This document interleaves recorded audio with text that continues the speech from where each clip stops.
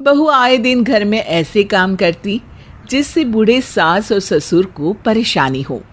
जैसे कभी सास को फ्रिज से हाथ नहीं लगाने देती, सास ससुर के कपड़े वॉशिंग मशीन में नहीं जाते, सास खुद ही कपड़े धोती, सास ससुर डाइनिंग टेबल पर खाना नहीं खाते, जमीन पर बैठना होता और थाली भी बहू उन्हें सरका कर देती, क्योंकि बहू को अपनी दहेज में आई चीज़ों की बहुत फिक्र थी। वो नहीं चाहती थी कि सास ससुर इन चीज़ों का इस्तेमाल करे। इस बार बहू ने नया खेल रचा था। सुनो, अपने माँ बाप की खटिया बाहर लगा दो, घर में अच्छी नहीं लगती। नए फर्नीचर के सामने ये लकड़ी और रस्सी की खाट शोभा नहीं देती। अरे तो खाट बदल देते हैं, माँ बाबूजी को थोड़ी ना घर से बाहर निकाल देंगे। ओहो, वो भी तो पुराने ही हो चुके हैं, घर की शोभा तो उनसे भी बिगड़ ही जाती है वैसे। अरे ये भी बात है कहने की, कम से कम इस बात की तो मर्यादा रखो कि ये घर भी उन्हीं का बनाया हुआ है और वो मेरे माँ बाप हैं। तो तुम्हारे माँ बाप हैं, इसीलिए तुम्हारी बात मान लेंगे। कह दो कि बाहर रहे। मैंने तुमसे शादी की है, तुम्हारे माँ बाप से नहीं, जो उनकी भी फिक्र करती रहूं। हाँ हाँ, मेरे माँ बाप हैं, उनके लिए आज ही नया बेड लेकर आऊंगा मैं। बेटा अपनी माँ के पास जाता है और माँ से नया बेड लाने के बारे में बात करता है। माँ बताओ ना, डबल बेड लेकर आऊं, एक बाबूजी और आपके लिए, डबल गद्दे वाला, और आराम की नींद आएगी उसमें आपको। आराम की नींद तो हमें अपनी लकड़ी और रस्सी की बनी खाट पे ही आएगी बेटा। इतने साल हो गए, हमको उन खाट पर सोकर लगता है जैसे अपनी माँ की गोद में सो रहे हैं। अब माँ, लोग सोचेंगे कि बेटा इतना पैसा कमाता है, माँ बाप फिर भी लकड़ी की खाट पर सोते हैं।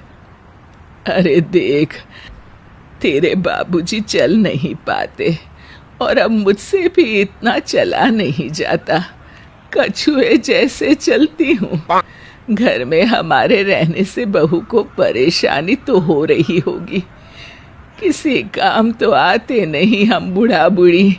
हमें पता है वो हमारी खाट बाहर लगाना चाहती है और तू नहीं चाहता, इसीलिए नया बेड लाने की बात कर रहा है।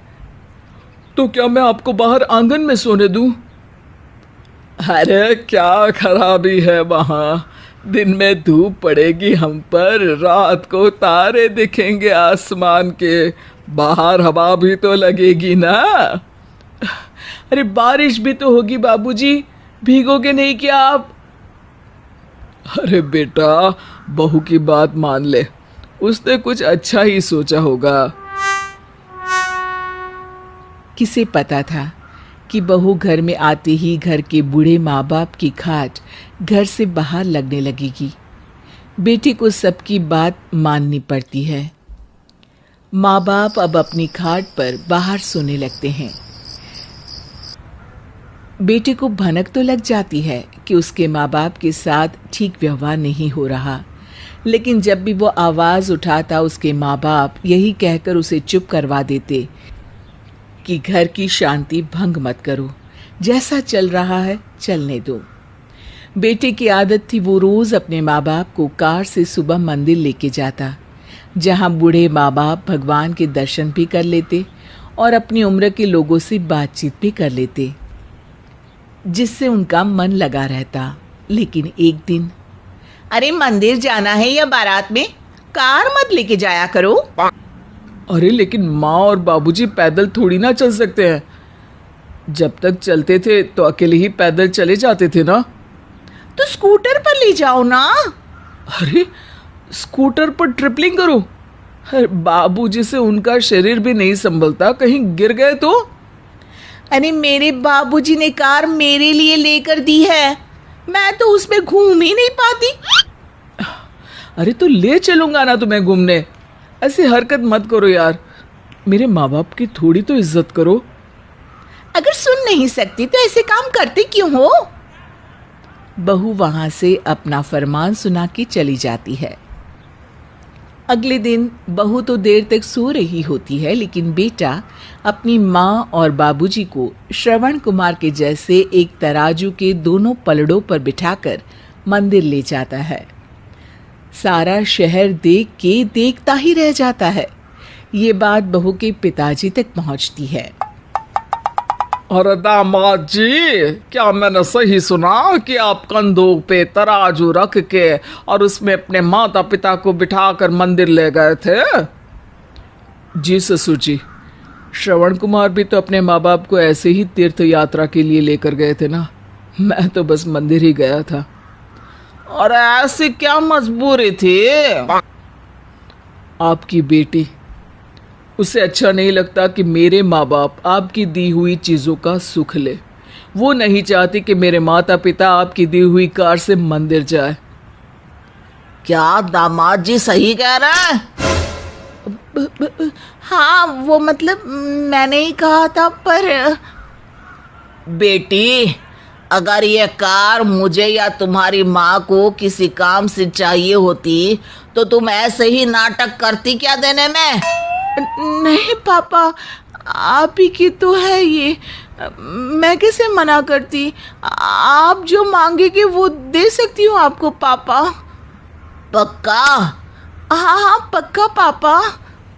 बेटी, तुम अपने पति के माँ बाप को अपना माँ बाप चाहे मानो या ना मानो, लेकिन मैं अपने दामाद को अपना बेटा ज़रूर मानता हूँ। तो आज से ये कार मैं अपने बेटे जैसे दामाद को देता हूँ, और तुम इसमें तभी बैठोगी जब तुम अपने सास ससुर के साथ अपने माता पिता जैसा बर्ताव करोगी।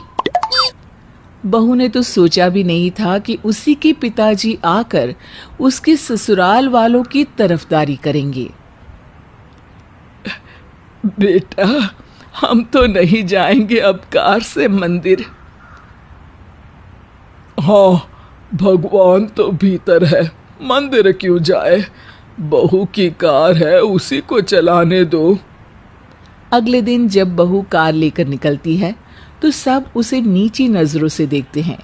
तब उसे समझ में आता है कि इज्जत कार से नहीं, परिवार को साथ लेकर चलने से बनती है। वो घर आकर सबसे माफ़ी मांगती है और वादा करती है कि अब से सास ससुर को अपनी कार से ही मंदिर वो खुद लेकर जाया करेगी।